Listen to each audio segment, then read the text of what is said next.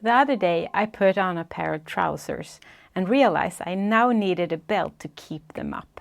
And not the other way, when it feels as though clothes have been mysteriously shrunken in the wardrobe. And I felt genuinely happy. For me, that was a proof that I was making progress towards my health goals. That gave me that boost for the day. Later, the very same day, I changed into another pair of trousers before heading out for a walk, and they fitted perfectly. No belt required. Why? Had I gained weight during the day? Well, no. The trousers were just a smaller size, so they simply fitted better. And that's when it struck me. If my only measure of progress had been, do I need a belt or not? Well, I would have completely missed that fact that I'm actually moving forward towards my health goals when having these fitted pants. When I'm recording this, it's the beginning of October. And we just step into a final quarter of the year, the home stretch before New Year. And here's the thing. In every company I worked with since university, Q4 has always had its own rhythm, its own intensity. But one employer in particular stands out. It was a well-known fact that from the very 1st of October, you start sprinting. Push, push, push. Full speed ahead until the very end of December. And yes, the energy could be exciting, but it came with a cost. Because when the focus is only on the sprint, the push, the numbers, well, we risk missing the bigger picture. Just like my trousers. If I would only measure, do I need a belt or not? Well, I would have missed the fact that I'm actually moving forward in a more healthier direction and more meaningful way. It's a rather well-known statement that what gets measured gets done. And there's a lot of truth in that. But I would actually rephrase it. What gets followed up on gets done. Because we can measure 100 things, but if no one looks at it again, if no one checks it, reflects on it or adjusts, then it doesn't create any real change. It's the follow-up, the review, the conversation around it that actually builds the momentum. But there is of course a challenge. If we only measure the short-term results, that's all we optimize for. If instead we measure progress towards the bigger vision and the strength we will have to keep going, then we start to build something that lasts. I'm Hanna Zaxmy, your leadership coach, and this podcast is your confidence boost in color. Let's go. After summer holidays, when I was working in IT, I started to notice a pattern.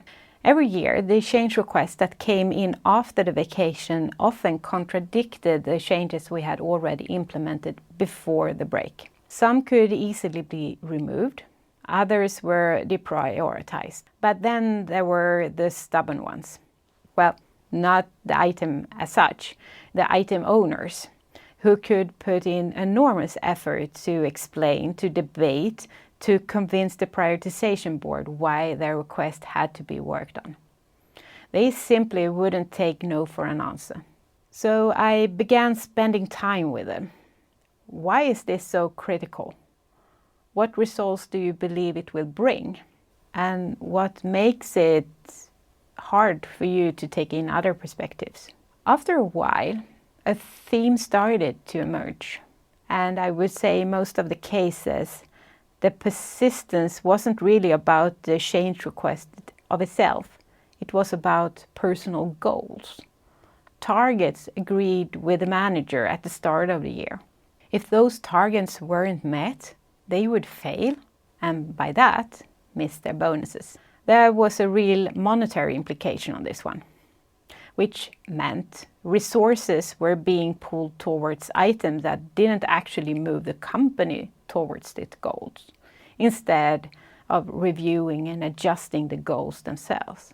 And that made me think, this wasn't about the IT systems or efficiency. It was about how we humans behave when we are measured in a certain way.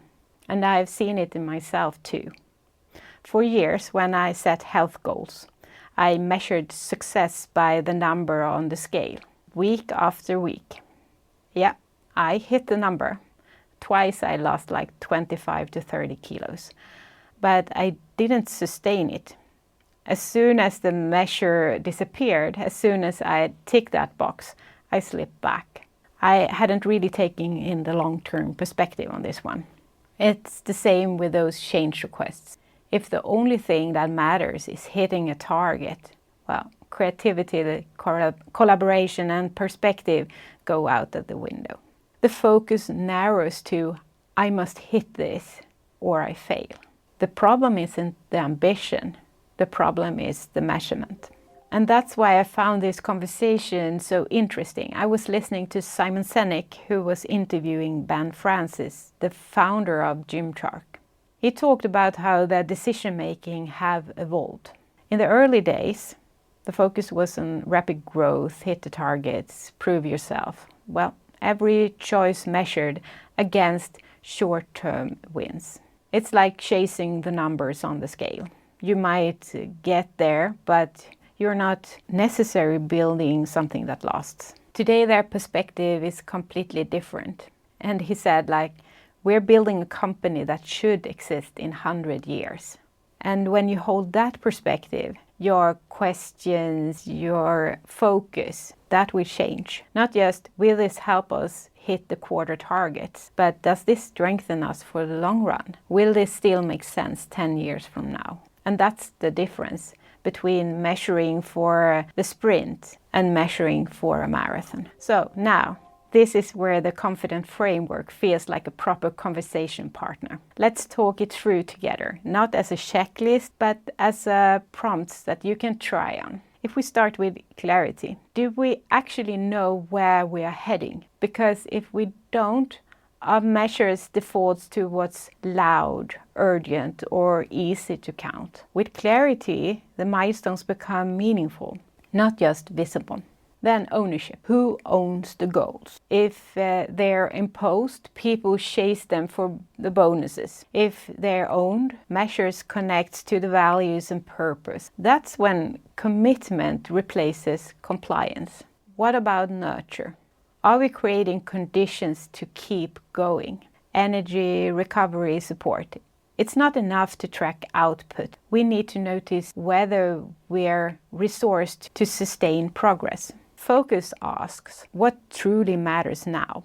If you're measuring everything, nothing stands out. Smart measurement is choosing a few drivers and letting the rest go. And intuition, yes, the data matters, but do we also listen to the signals that don't fit the spreadsheet? The temperature in the room, the gut feel that something might be off. Discipline is the drumbeat in all of this. Not one massive sprint, but steady, consistent behaviors. Are we measuring the rhythm that actually builds performance? With empathy, we remember people. What we measure affects how people feel and show up. Are we paying attention to their experience and growth, not just their output? Next step brings it back to movement.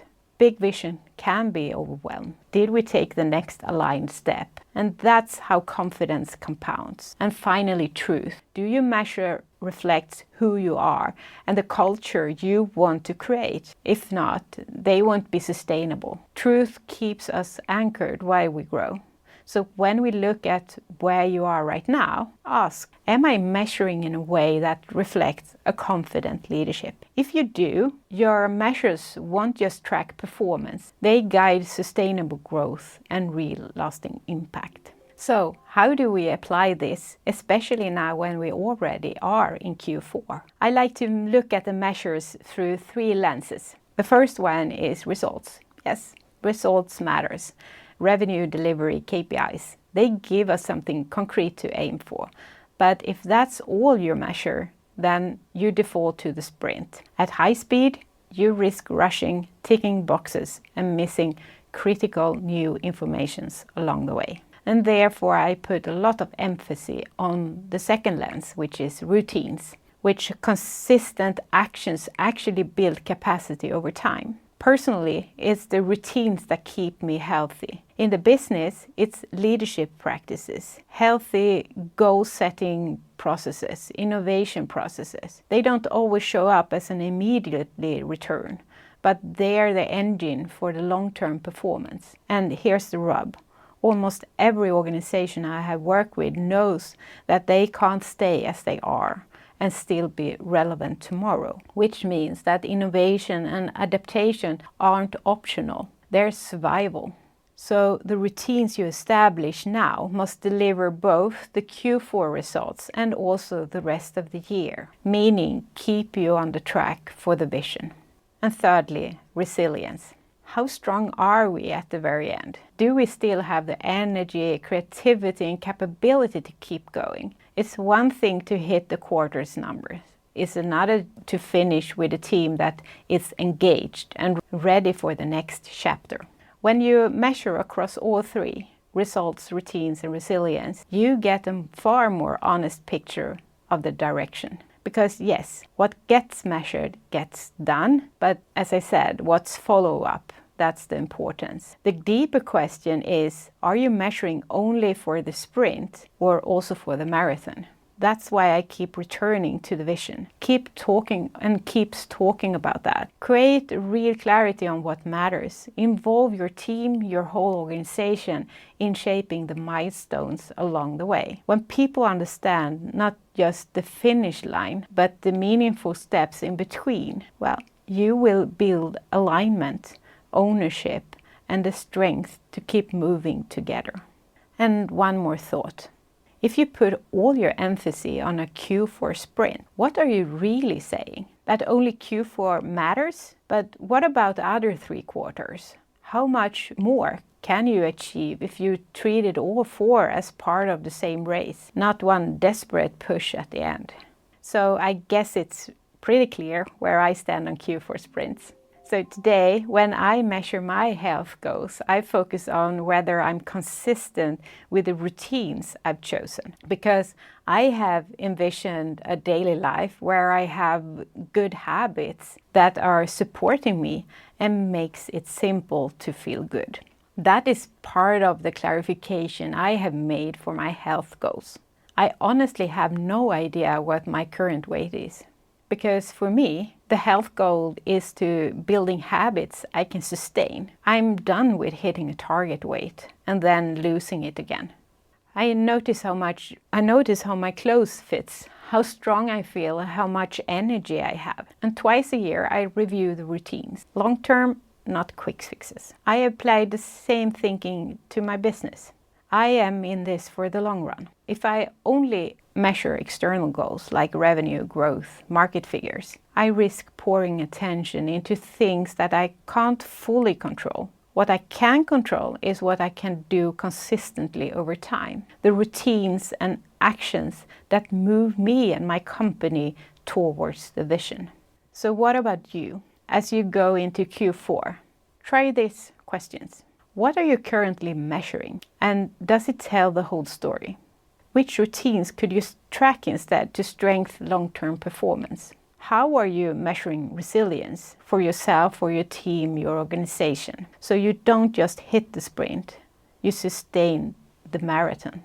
And you know what? I hold myself to the same principle. My routine is to publish a podcast every week. That's what I measure. I also look at the listeners and returning listeners' feedback on relevance. Before this podcast, I wrote a weekly blog. The feedback received told me it wasn't moving me fully towards the vision, so I adjusted the media. The consistency stayed. The format shifted.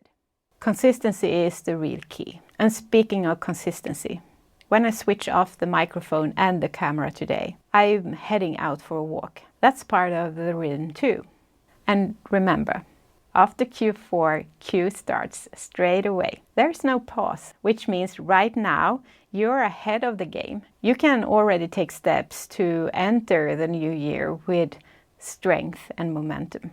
If you want clarity for yourself in your own journey, spend half an hour with my free clarity workbook. It will shape your focus for Q4 and as you move into Q1. And if you want to set your organization on a stronger path towards its vision, get in touch. Let's explore what support you need to move forward with clarity and confidence. I work both with leaders individually and with the whole organization to clarify this and to be able to take that next step. You find everything in the show notes, how to get in contact with me, etc. and the Clarity Workbook. Talk to you soon. Be confident. Be you.